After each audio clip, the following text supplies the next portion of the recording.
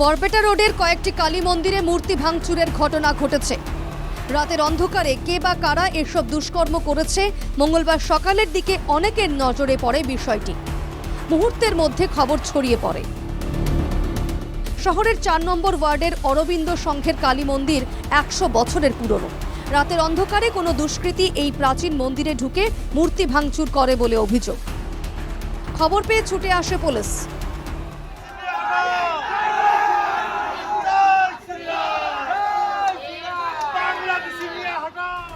মূর্তি ভাঙার ঘটনায় একাংশ মানুষ মিছিলও করে।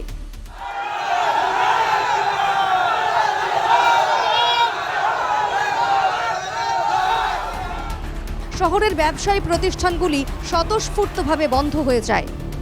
মন্দিরে মূর্তি ভাঙচুরের ঘটনায় শহরে ক্ষোভ ছড়িয়ে পড়ে।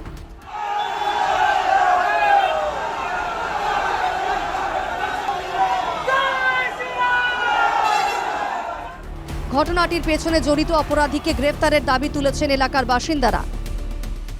আজির এই যে পরিস্থিতি সৃষ্টি হয়েছে আমার এই অরবিন্দ সংঘর ১০০ বছর গড়কা এই দুর্গা মন্দির কালী মন্দির আর ইয়াতে আমি ১০০ বছর ধরে পূজা কৰি আছো আর এই মন্দিৰত আজি যেটো অনুভূতিত আঘাত আনিছে এই ধৰ্মীয় অনুভূতিত আঘাত আনিছে এইটো আমাৰ বৰ্ণনীয় নহয়, অবর্ণনীয়।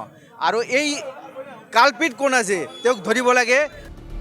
সকালের দিকে দৃশ্য দেখার পর অনেকে মিলে থানায় গিয়ে খবর দেন।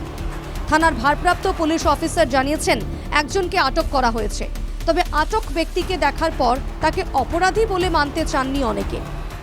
লগে লগে আমি আমার এই অঞ্চলের প্রায় ১০০ জন মানুষ যাই থানাত আমি খবরটো দিওঁ। খবর দিয়ার পিছত থানার পৰা আমার ওসি স্যারে কয় আমি কালপিট একজন ধরিছোঁ।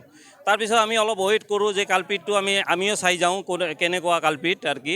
তাৰপিছত দেখা পাওঁ যে তেওঁৰ যিটো শাৰীৰিক পৰিস্থিতি দেখা পালোঁ আৰু তেওঁ যিটো মদাৰো একজন তেওঁ কালপিট বুলি তেওঁলোকে ধৰা বুলি কৈছে। তা আমাৰ এইটো অলপ সন্দেহ আছে যে তেওঁ ইমান ওখ ঠাইত যায় তেওঁ আৰু লাইনৰ পৰাতো ভাঙছে ইয়াতো ভাঙছে, এইটো মোৰ সন্দেহ আছে আমার। মূর্তি ভাঙার ঘটনায় মানুষ ক্ষুব্ধ হলেও শান্তি সম্প্রীতি অটুট রয়েছে। খুব দ্রুত পরিস্থিতি স্বাভাবিক হয়ে আসবে বলেই সকলে আশা করছেন। Bureau report, NKTV Bangla.